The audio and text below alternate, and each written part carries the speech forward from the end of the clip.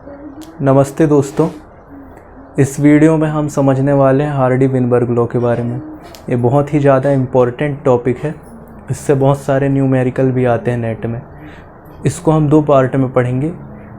ये पहला पार्ट है हार्डी-विनबर्ग लॉ का। इसमें मैं आपको इसकी थ्योरी समझाऊंगा। इसके बाद नेक्स्ट वीडियो में आपको इससे रिलेटेड, जब आप इसकी थ्योरी समझ जाएंगे तो इससे रिलेटेड कुछ हम न्यूमेरिकल सॉल्व करेंगे। तो चलिए स्टार्ट करते हैं।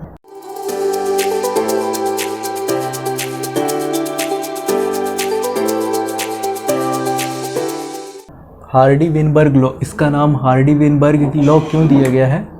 क्योंकि दो साइंटिस्ट थे, गॉडफ्रे हार्डी और विल्हेम विनबर्ग। ये दो अलग अलग साइंटिस्ट हैं जिन्होंने एक लॉ दिया जिसको ही हम क्या कहते हैं, हार्डी-विनबर्ग लॉ। तो हार्डी और विनबर्ग ने क्या बताया कि जो मीटिंग होती है किसी भी पॉपुलेशन में, अगर वो रैंडम हो, रैंडम मीटिंग से क्या मतलब है कि यहाँ पर कोई किसी को क्या नहीं कर रहा है, सेलेक्ट नहीं कर रहा है, रैंडम हो जा रही है मीटिंग। जैसे एक पॉपुलेशन है, अभी हमें इसको समझने के लिए कुछ चीज़ें ज़रूरी हैं समझना। जैसे पॉपुलेशन क्या होता है, तो पॉपुलेशन हम किसको कहते हैं? कोई एक टाइप का जो इंडिविजुअल रहेगा उसके ग्रुप को हम क्या कहेंगे? पॉपुलेशन कहेंगे। जैसे ह्यूमन के इंडिविजुअल जो है उनका एक ग्रुप बनेगा, उसका एक पॉपुलेशन कहलाएगा। एलिफेंट का एक अलग पॉपुलेशन कहलाएगा। और अब इस पॉपुलेशन, जैसे कि हमारे पास एक पॉपुलेशन है जहाँ पर कुछ एलील क्या है, कुछ डोमिनेंट वाले हैं, कुछ रिसेसिव वाले हैं, कुछ क्या है, हेट्रोजाइगस वाले हैं। तीन टाइप के हैं, होमोजाइगस, डोमिनेंट, होमोजाइगस, रिसेसिव और हेट्रोजाइगस। अब एलील क्या होता है? एलील किसी भी कैरेक्टर के लिए एक एलील पाया जाता है हमारे डीएनए में। उस एलील के ही अल्टरनेटिव फॉर्म को हम एलील कहते हैं।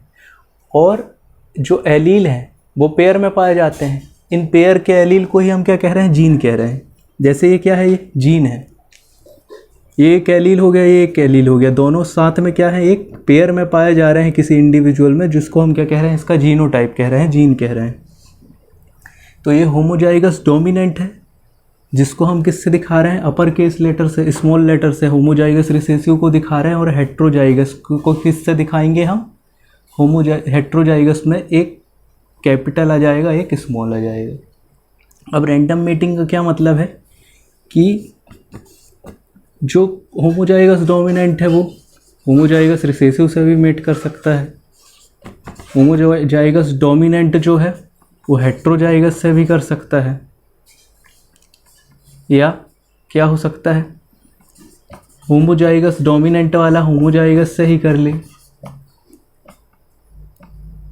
होमोजाइगस रिसेसिव वाला मेटिंग किससे कर ले? होमोजाइगस रिसेसिव से ही कर ले। जो हेट्रोजाइगस है वो भी किससे कर सकता है? हेट्रोजाइगस से ही कर सकता है मीटिंग। मतलब यहाँ पर क्या है, ये रैंडम है, इसको ही हम रैंडम कह रहे हैं मीटिंग। तो पहली चीज़, इन्होंने कुछ कंडीशंस बताई है। पहली कंडीशन क्या? कि जो मीटिंग हो वो क्या हो? रैंडम होनी चाहिए। रैंडम मीटिंग होनी चाहिए। Natural selection, mutation, genetic drift और माइग्रेशन, ये सभी चीज़ें नहीं पाई जानी चाहिए किसी पॉपुलेशन में। तो हार्डी-विनबर्ग ने क्या बताया कि किसी पॉपुलेशन में मीटिंग कैसी है? रैंडम है। नेचुरल सिलेक्शन नहीं पाया जा रहा है, म्यूटेशन भी नहीं पाया जा रहा है, एब्सेंट है। नेचुरल सिलेक्शन नहीं पाया जा रहा, म्यूटेशन नहीं पाया जा रहा, जेनेटिक ड्रिफ्ट नहीं पाया जा रहा और माइग्रेशन भी नहीं पाया जा रहा। तो जो जीनोटाइप है और जो फिनोटाइप है उसकी फ्रीक्वेंसी क्या रहेगी? कांस्टेंट रहेगी। ये इनका एक लॉ है कि ये सभी कंडीशंस अगर हैं, मीटिंग रैंडम है, नेचुरल सिलेक्शन नहीं पाया जा रहा, म्यूटेशन नहीं पाया जा रहा, जेनेटिक ड्रिफ्ट नहीं पाया जा रहा, माइग्रेशन नहीं पाया जा रहा, तो इस कंडीशन में किसी भी पॉपुलेशन में क्या होगा? जो जीनोटाइप है या जीन की क्या है फ्रीक्वेंसी, जीन की फ्रीक्वेंसी या एलील की फ्रीक्वेंसी क्या हो जाएगी इस कंडीशन में, कांस्टेंट ही रहेगी, उसमें कोई चेंज नहीं आएगा,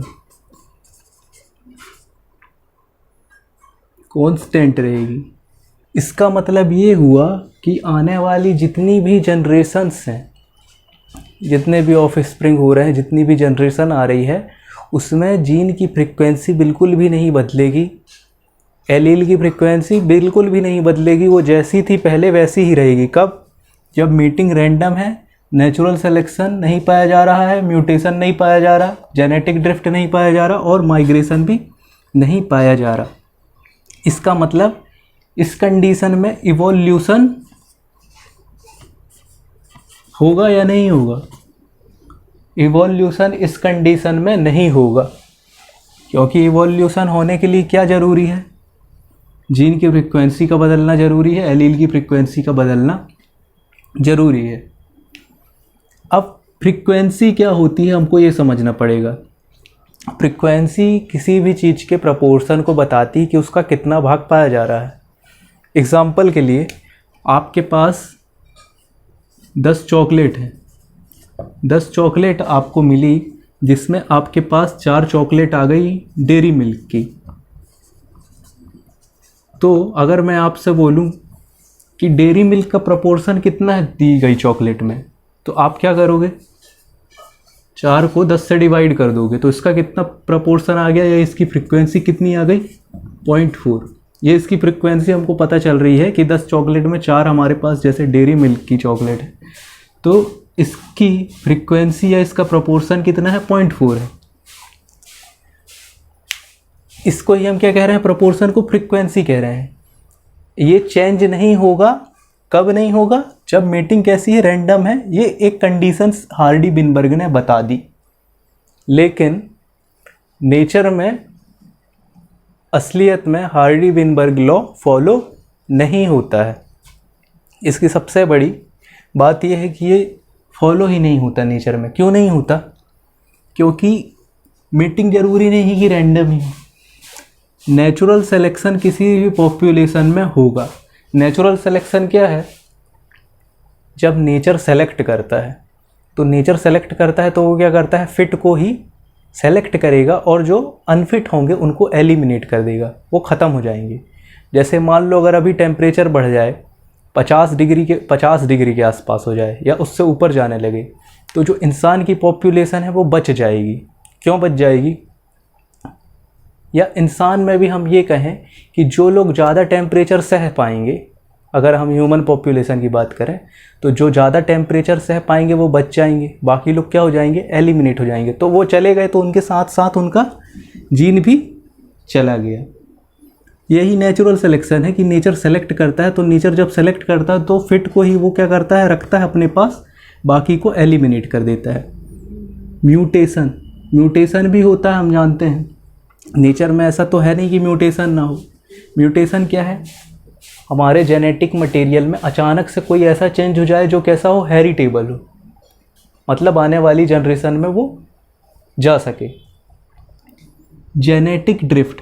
अब जेनेटिक ड्रिफ्ट क्या है? ये स्मॉल पॉपुलेशन में काम करता है। कोई भी पॉपुलेशन जो रहेगी वो छोटी रहेगी, तब जेनेटिक ड्रिफ्ट काम करेगी।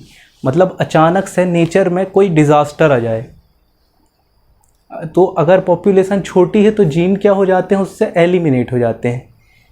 अगर कोई जगह है, एक छोटा सा टापू है मान लो, वहाँ पर यहाँ पर हो, मान लो आपकी गिलहरियाँ रह रही हैं, यहाँ पर 100 गिलहरी है। अब सबके पास तो अलग अलग टाइप का जीन है। 100 की संख्या बहुत ज़्यादा नहीं है, स्मॉल ही पॉपुलेशन है। तो अगर यहाँ पर अचानक से क्या आ गया, मान लो पानी आ गया बहुत सारा, और इसमें से 80 ख़त्म हो गए, केवल 20 बच गए, तो बहुत सारा जीन भी क्या हो गया? उनके साथ चला गया।